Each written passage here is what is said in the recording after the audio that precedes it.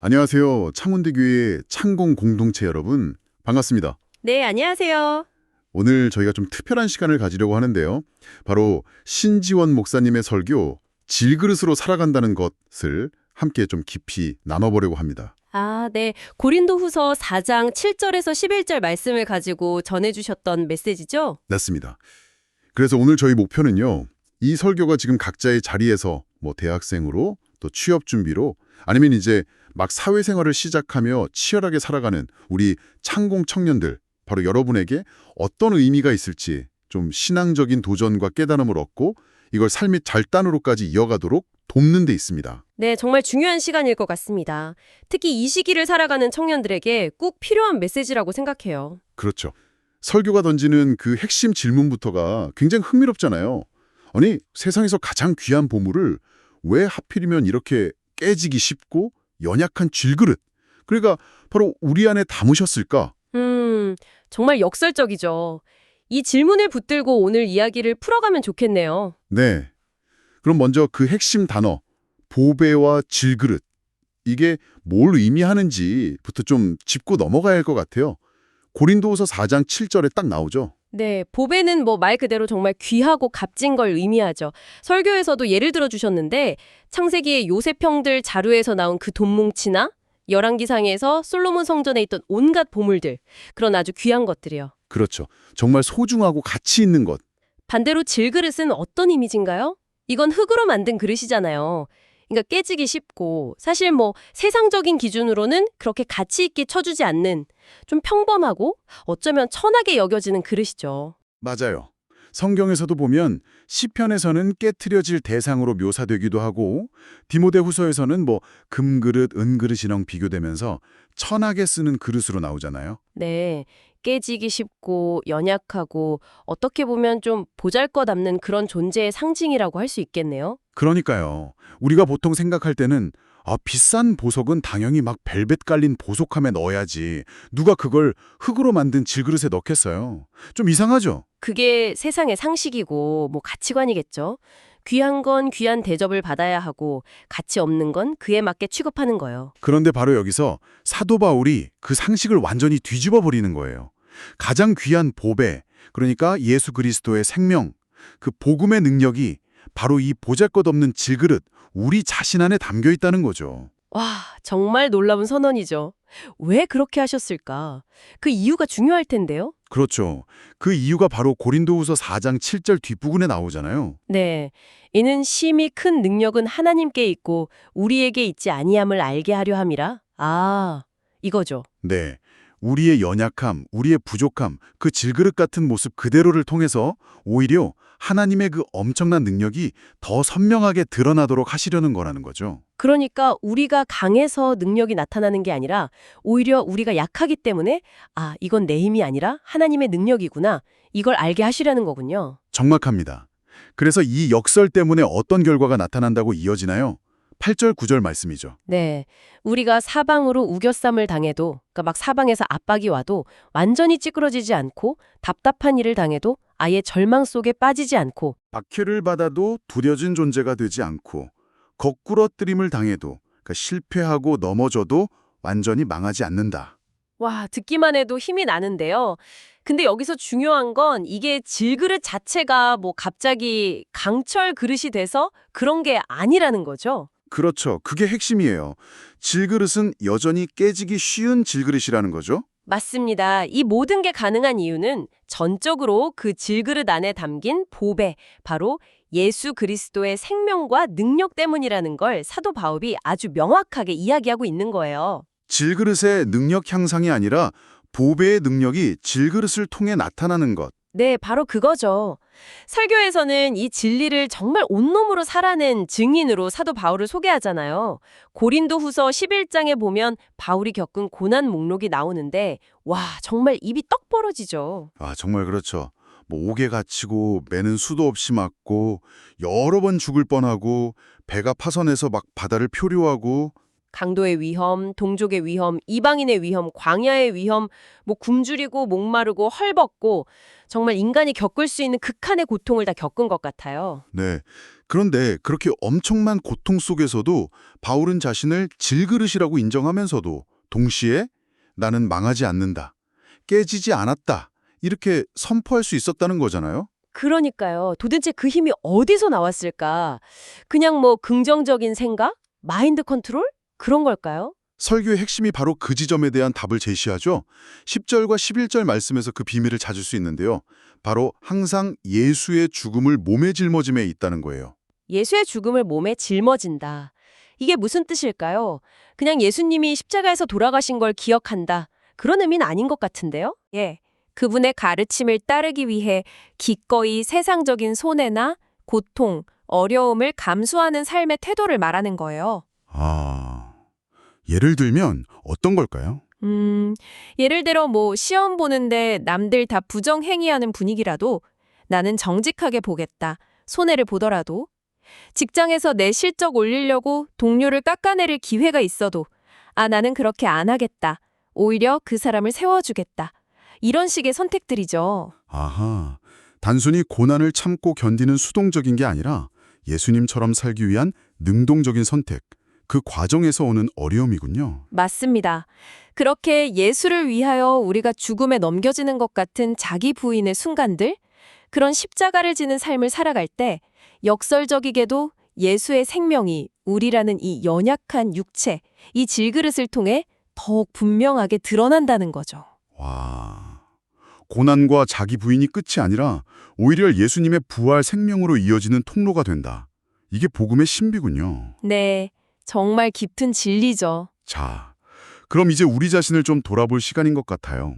설교에서 칼 세이건의 창백한 푸른 점 이야기가 나왔을 때 저는 좀 충격이었거든요. 네. 보이죠? 1호가 저 멀리서 찍은 지구 사진. 그 광활한 우주 속에 정말 작은 먼지 하나처럼 보이잖아요. 그렇죠. 칼 세이건이 말했듯이 우리가 아는 모든 역사, 모든 사랑과 증오, 모든 전쟁과 평화가 다 저 작은 점 위에서 일어났다는 거잖아요. 우리가 얼마나 작고 연약한 존재인지. 네. 그게 어쩌면 성경이 말하는 질그릇으로서의 우리의 실존적인 모습? 우리의 본질일지도 모릅니다. 우리가 인정하기 싫어하고 외면하고 싶어 하는 바로 그 모습이죠. 티끌 같은 존재. 맞아요. 마주하기 쉽지 않은 현실이죠. 근데 설교는 여기서 더 나아가서 그냥 연약한 정도가 아니라 죄 때문에 하나님의 형상이 깨지고 손상된 우리의 내면을 직시하게 만들었어요. 네. 우리가 아무리 겉모습을 번지르르하게 꾸미려고 해도 뭐 좋은 스펙, 멋진 외모, 안정적인 직장, 높은 연봉, 심지어는 착한 일들을 하면서 포장해도 그 속에는 여전히 막 이기심, 질투, 미움, 위선 같은 것들이 꿈틀대고 있다는 거죠. 뭐 개인적인 관계에서의 다툼뿐만 아니라 뉴스에 나오는 전쟁이나 끔찍한 사건들도 결국 그 연장선상에 있는 거고요. 의인은 없나니 하나도 없다는 로마서 말씀이 정말 그냥 남 얘기가 아니라 바로 내 얘기구나. 이걸 깨닫게 되는 거죠. 네. 그래서 하나님을 떠난 사람들의 특징이 이 질그릇이라는 본질, 이 깨지기 쉬운 연약함은 어떻게든 가리려고 하고 대신 그 겉면, 치장하는 데 모든 에너지를 쏟는다는 거예요. 그렇죠. 세상적인 성공, 사람들의 인정, 더 많은 소유, 뭐 이런 걸로 질그릇의 금칠이라도 하려는 듯이요. 근데 솔로몬도 결국 다 누려보고 뭐라고 고백했나요? 헛되고 헛되미 헛되고 헛되니 모든 것이 헛되도다. 네. 아무리 겉을 화려하게 꾸며도 질그릇의 본질, 그 한계와 유한함, 그리고 죄성은 변하지 않는다는 거죠. 결국은 깨어지고 버려질 수밖에 없는. 그럼 정말 중요한 질문이 이거네요. 이렇게 깨지기 쉽고 속은 죄로 얼룩진 질그릇 같은 우리 인생인데 도대체 뭘 담아야, 뭘 추구해야 이게 의미가 있는 걸까요? 여기서 설교가 모세의 이야기로 넘어가죠. 네, 출애굽기 33장. 이스라엘 백성들이 금송아지 만들어서 하나님께 엄청난 죄를 지은 바로 그 직후 상황이잖아요. 네네. 그때 하나님이 약속은 지키겠다고 하세요. 너희들 가나안 땅, 그 젖과 꿀이 흐르는 땅으로 보내주겠다.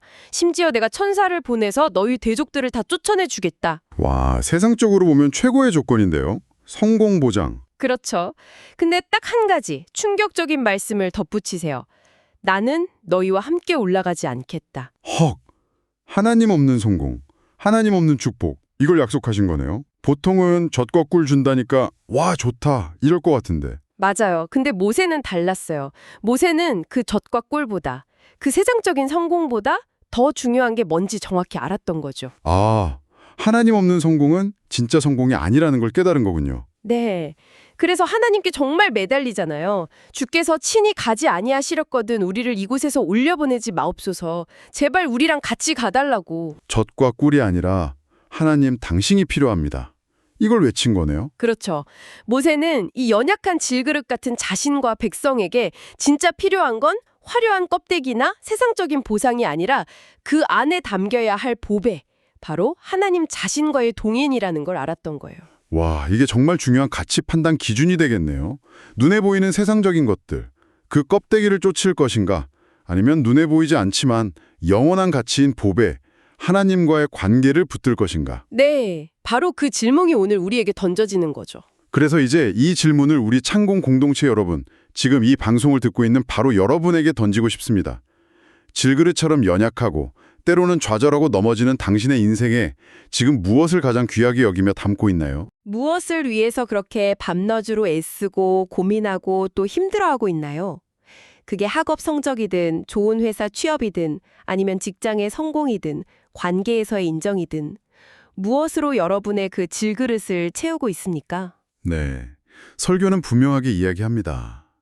인생에서 우리가 마주하는 온갖 어려움들, 그 사방으로 우겨 싸는 것 같은 압박과 답답함, 억울한 박해와 넘어짐 속에서 우리를 진짜로 붙들어주고 다시 이렇게 세우는 유일한 힘은 다른 어떤 것이 아니라 우리 안에 계신 보배, 바로 예수 그리스도 한 분뿐이라고요. 맞아요. 그분의 생명력, 그분의 능력이 아니고서는 우리는 결국 이 질그릇의 한계를 절대로 넘어설 수 없다는 거죠. 그렇다면 이 보배이신 예수님을 우리 삶에, 우리라는 질그릇 안에 더 풍성하게 담으려면 구체적으로 뭘 해야 할까요? 설교에서도 몇 가지 실천적인 제안들을 주셨죠. 네, 예를 들면 말씀을 배우는 자리를 꾸준히 지키는 것, 구약 파노라마 같은 성경 공부 모임에 열심히 참여하는 거요. 그리고 주일에 들었던 설교 말씀을 그냥 한 귀로 듣고 흘려보내는 게 아니라 이 팟캐스트를 통해서든 다시 한번 듣고 곱씹어보고 묵상하는 시간 갖는 거. 이것도 정말 중요하겠죠? 네, 또 하루의 시작과 마무리를 기도로 또 말씀 묵상으로 하나님과 교제하는 그 경건의 시간을 확보하는 것. 어쩌면 이런 것들이 당장 눈앞에 닥친 시험 성적이나 취업 결과 아니면 업무 성과에 직접적인 도움이 안 되는 것처럼 보일 수도 있어요. 시간 없는데 언제 이런 걸 하나 싶을 수도 있고요. 그렇죠. 약간 시간 낭비처럼 느껴질 수도 있는데 설교는 분명히 말합니다. 이런 것들이 별거 아닌 것이 아니라 질그릇처럼 열약한 우리가 생명을 얻고 참된 가치를 발견하고 이 세상 속에서 흔들리지 않고 능력 있게 살아갈 수 있는 유일한 길이고 어쩌면 신앙생활의 전부라고까지 강조하셨어요. 마치 그 목사님 아들 하겸이가 목이 너무 마르니까 다른 어떤 것도 아니고 물을 주세요 하고 간절히 외쳤던 것처럼 우리 영혼의 그 깊은 갈증을 채워주실 수 있는 유일한 분, 그 생수이신 예수님을 향한 간절함으로 이런 영적인 습관들을 붙들어야 한다는 거죠. 네, 맞습니다. 그 간절함이 필요한 것 같아요. 네, 오늘 저희는 신지원 목사님의 설교를 통해서 우리가 먼저 질그릇임을, 우리의 연약함과 죄성을 정직하게 인정하는 데서부터 진짜 신앙 여정이 시작된다는 것을 확인했습니다. 그리고 그 깨지기 쉬운 질그릇 안에 세상 그 무엇과도 비교할 수 없는 보배, 바로 예수 그리스도를 모시고 살아갈 때 비로소 우리가 참된 능력을 경험하며 살아갈 수 있다는 비밀을 나누었고요. 그래서 마지막으로 여러분께 이 질문을 드리면서 마무리하고 싶습니다. 설교는 우리 안에 보배를 담으라고 도전했잖아요. 그렇다면 오늘 여러분의 아주 평범한 일상 속에서 그게 학교 공부든 취업 준비든 회사 일이든 친구나 가족과의 관계든 이 보배이신 예수님을 조금 더 의식적으로 생각하고 그분과 함께 걸어가기 위해서 오늘 당장 시도해 볼 수 있는 아주 작은 실천 한 가지는 무엇일까요? 그리고 더 나아가서 내가 질그릇처럼 연약하고 부족하다는 이 사실을 정말 깊이 받아들이는 것이 오늘 나의 하루를 또 사람들을 대하는 나의 태도를, 내가 내리는 선택들을 어떻게 조금이라도 변화시킬 수 있을지 한번 진지하게 고민해 보시면 좋겠습니다. 네, 그 고민과 작은 실천들이 쌓여갈 때 우리의 삶이 정말 달라질 수 있을 거라고 믿습니다. 우리 창공 공동체 모든 지체들이 각자의 삶의 자리에서 이 귀한 보배 예수 그리스도를 가득 담아서 비록 연약한 질그릇이지만 하나님의 능력으로 충만하게 살아가는 그 놀라운 은혜를 경험하시기를 간절히 소망하고 또 축복합니다. 네, 축복합니다.